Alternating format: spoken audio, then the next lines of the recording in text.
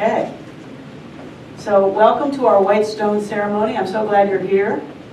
I am very excited about what we're going to do here today because we're going to take a bit of a different spin on it. Typically what, not all that much different, but typically what folks do in the White Stone service is they focus on a new name.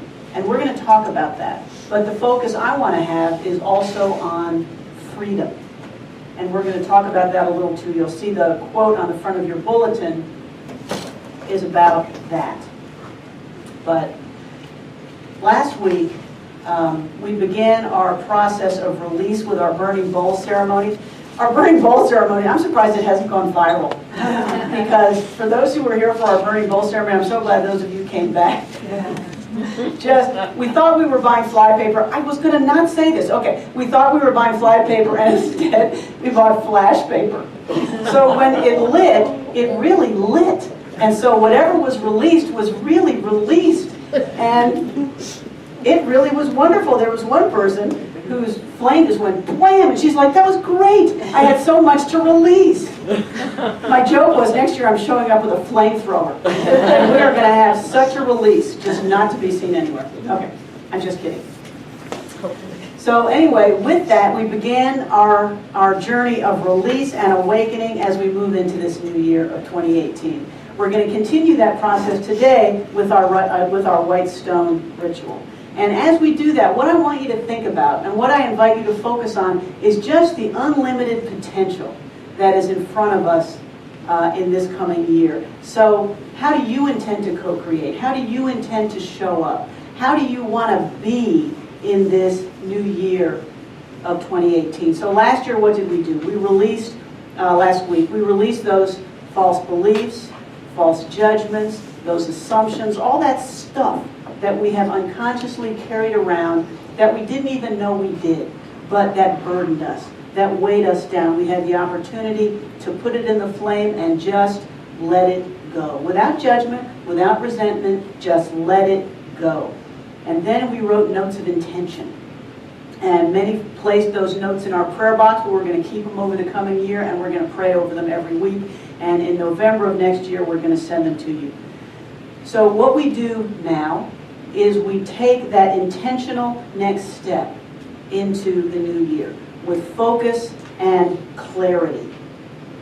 At One World, we are a community of practice. And what we focus on is doing our practices, living our lives every moment of every day as we learn to do, with intentionality and focus, with awareness. We want to be aware of what we are doing. Rituals like this, they mark those moments for us. They help us be aware of what we're doing because our lives are a transition of endings and pauses and new beginnings. And if you're like me, a lot of us tend to just go through our lives not even noticing the endings and the pauses and the new beginnings because we're so anxious to get from here to there. We don't even notice the journey. But that's what our lives are. And that's what ritual does for us. Any ritual, this and any other one, is it helps us mark what we are doing. It's just an additional way to be aware of what we are leaving, taking a breath, and where we are going.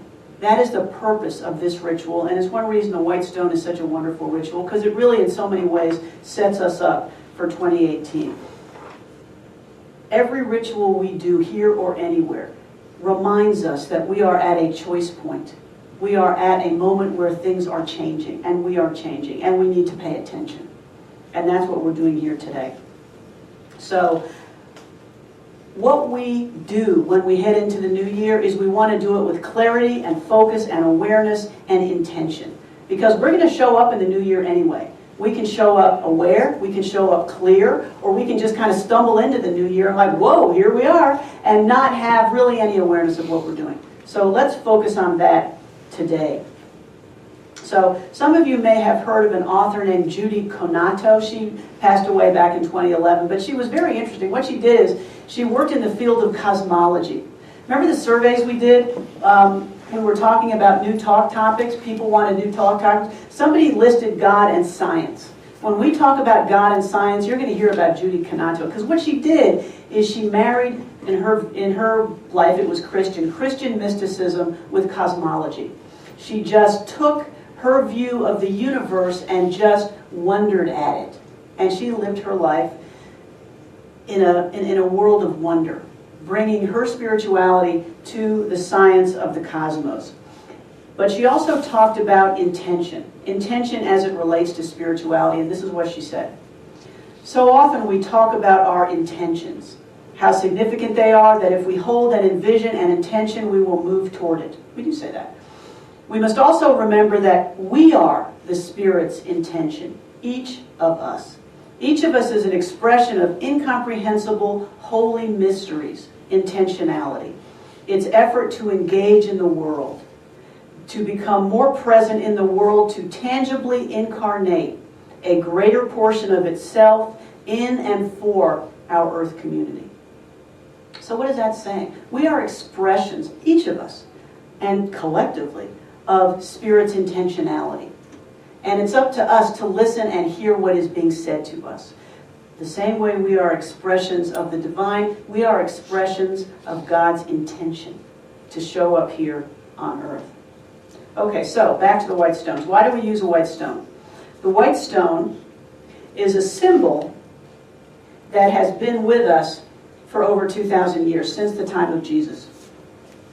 At that time in the Roman Empire, and I'm sure you all know this story, when a person was released from prison, they got a white stone because it showed that they were free. It showed that their sentence was done, that the shackles were gone, that they were now free to be and do whatever they wanted to do. They were no longer under a sentence. They were liberated.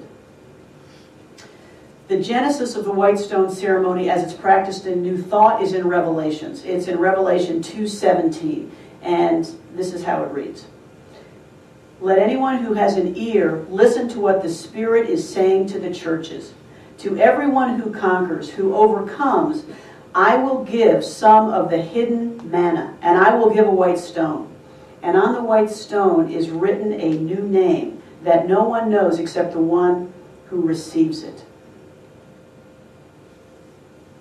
So, what do we know the hidden manna to be? It's spiritual sustenance. It's nourishment. It's the spiritual food that feeds us. To those who have overcome, and we know that means to those who have put aside fear, to those who have released their doubts, to those who have stepped into who they are, they have a spiritual freedom symbolized by this white stone that we do every year. To those who have overcome, what happens? Spiritual wisdom, spiritual enlightenment, and awakening will flow. So, the stone is a symbol. It's a symbol of freedom, of awakening, and new beginnings. So, last week when we focused on releasing those beliefs and attributes that no longer serve us, getting out of prison. Prison with bars of our own making. Prisons with bars labeled fear, judgment, resentment. We consciously released all that last week. So this week, I want to focus on the idea of freedom. Freedom as we turn into this new year. Personal freedom. Well, we make a lot about political freedoms, which is great in this country. We have wonderful political freedoms, and we are blessed to have them. But personal freedom is something more. Personal freedom is more, as Thomas Merton wrote, than the ability to wander aimlessly here and there without hindrance, to taste this or that, to make a choice of distractions. Isn't that great? Isn't that what we sometimes think our freedoms are? I'll take an iPad or an iPhone. I'll go to this restaurant or that restaurant. I'll travel to Iowa or Minneapolis. We think those are our freedoms, to choose between distraction and distraction. That's not it. And if you take anything away today, this is what you need to take away. Personal freedom arises, true freedom, when we turn away from the distractions, when we turn away from the diversions in order to know ourselves. This year, that's really going to be our focus, is learning more, each of us, about ourselves, to continue on what many call that fearless journey of self-discovery. Then, to live fearlessly who we are, doing what we love because we have found what it is we love and what we are meant to do. And, in addition to that, we have laid aside all reasons not to do it. That is the source of our true personal freedom, is to show up as we are meant to show up, each of us individually, not just choose this or that diversion. That is not freedom. That is diversion. Buddhist teacher Pema Chodron identifies this freedom as one of the main goals of her meditation practice, which I love. She says the reason she sits and meditates, one of them, is because it makes her more comfortable with herself. It just makes her willing to engage with herself. You know when you sit and start to meditate, people say, I couldn't do it for 5 minutes, and so they get up and they run and they do something else. Why? Well, personally, I found because I was running away from me. I couldn't sit with me for 5 minutes. I had to go do something else. What she does is her only guidance for meditators is to stay. Just stay. Because that is the goal of a contemplative practice, is to be comfortable in your own skin. And then you become curious about yourself. You wonder why you're feeling that. You explore why it is you think that, without judgment and without resentment, just with a kind curiosity. With what Tara Brach called, remember in her book Radical Amazement, Radical Awareness, she called it unconditional friendliness. You just show that to yourself. And that's what a practice does for you. It gives you permission and it leads you into welcoming yourself. And when you can do that, you can develop compassion for yourself. Instead of judging yourself, why do I feel that? Why do I think that? You develop compassion for yourself. And then your circle widens and you develop compassion for others. And that's the way compassion spreads. That's why the loving kindness meditation starts with you. Because it's the first person you need to feel loving kindness toward before you can truly spread it out to the greater world. So Pema Chodron teaches that when she does that, that is where she finds peace, equanimity, another wonderful concept, the concept of balance. You can't step forward with confidence unless you're in balance. You need that in order to be able to go forward. So here's our question today, and it's a bit of a different spin from the traditional White Stone ceremony. As you sit in meditation today, because we're going to do that in a bit, sit with this question. And it's a question regarding freedom. What idea, what word, what new name for me do I need to know to bring with me into the new year, to carry, to say, which gives me that sense of freedom, personal freedom, unlimited potential to show up as I need to show up, as I am here to show up in the coming year? What word or idea opens the doors of your soul? Have you all seen that picture? I had it on a PowerPoint a couple years ago. It's this picture of this dog just running. And he's like 2 feet above, okay, maybe a foot above the ground, and he's got this gray, his ears are flying back, and the caption is, live like someone left the gate open. Remember that? What word, what image, what hope makes you feel like in 2018 you can live like someone left the gate open? That just makes you fly, that makes you hum, that makes your toes curl with anticipation. That's what we're thinking about today. What makes you fly is the word you're going to put on your stone.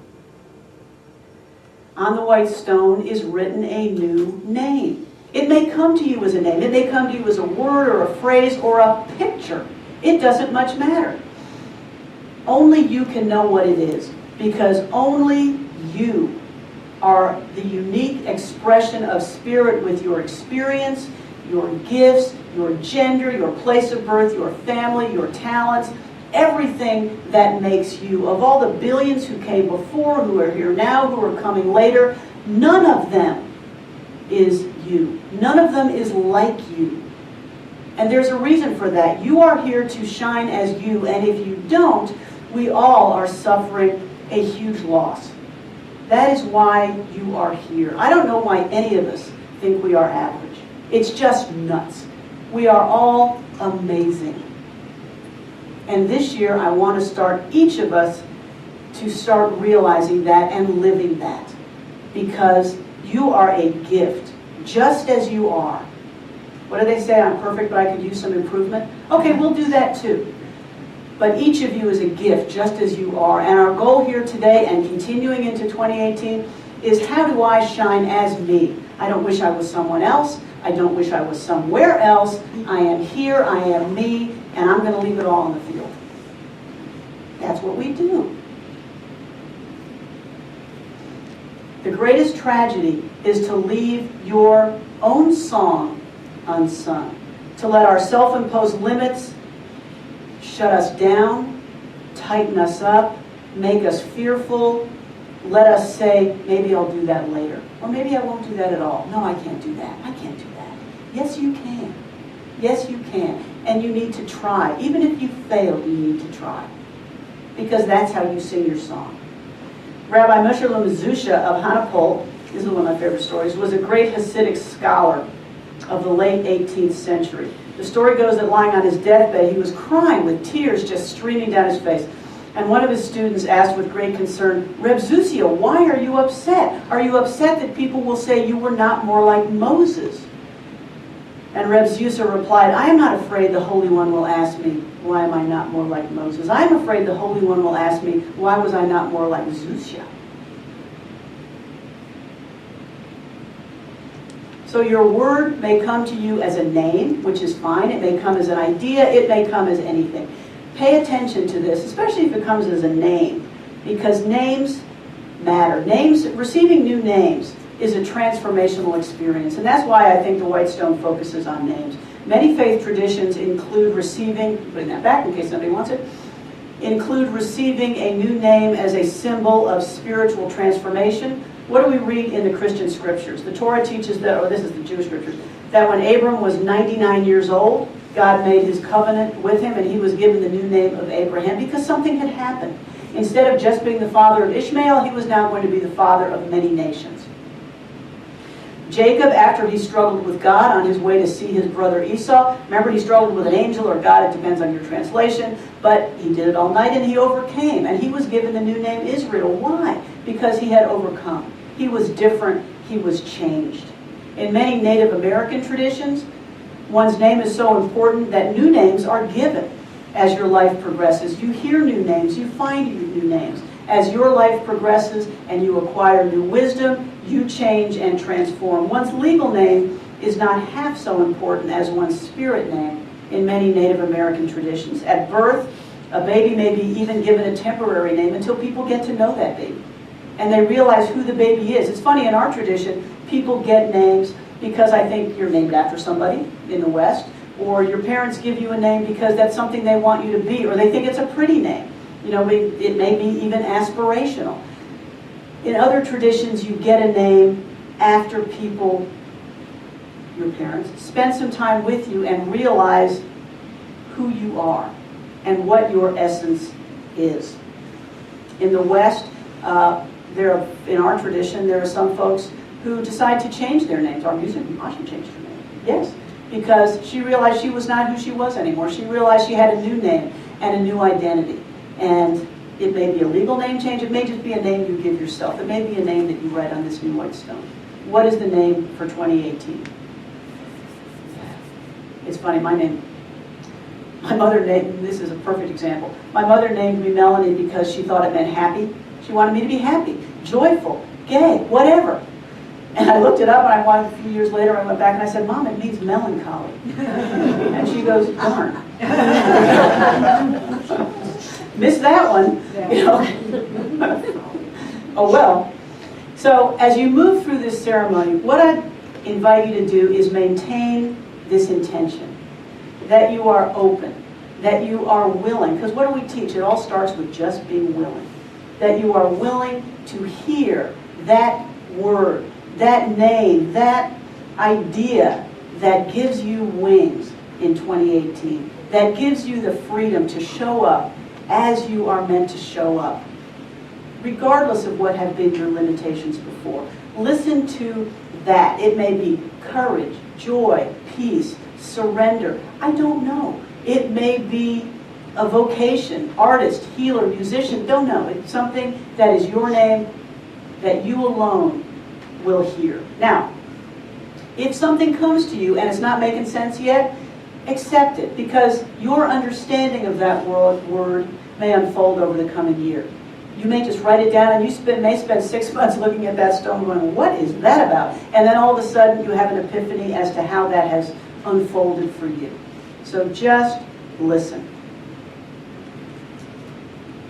Remain open, do not judge, just sit and listen to what the voice of Spirit is telling you.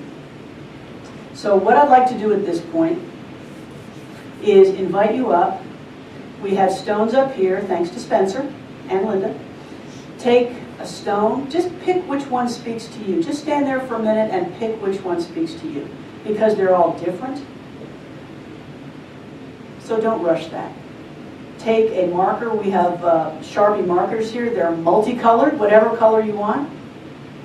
And then just go back and take your seat. And when we've done that, when everyone has gotten a stone, we're going to continue on with our ceremony. So I invite you up.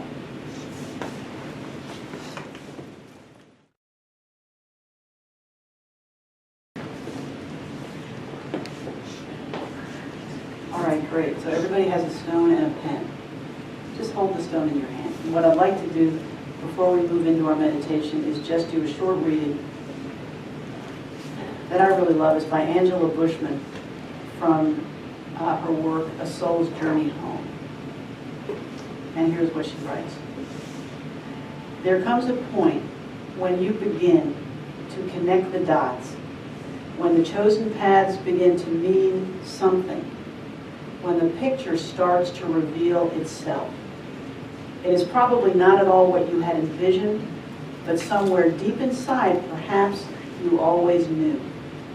The journey was there for a reason. It was there for you and for the others that traveled along with you. The strength and comfort that comes from that awareness is amazing and beyond words. Once experienced, it becomes the biggest part of you. So let it unfold. Let your life reveal its lessons. Follow your heart, as it will not lead you astray. Find your passion and let its energy run through you in ways you have never experienced. With that, your real life will begin. So let us begin.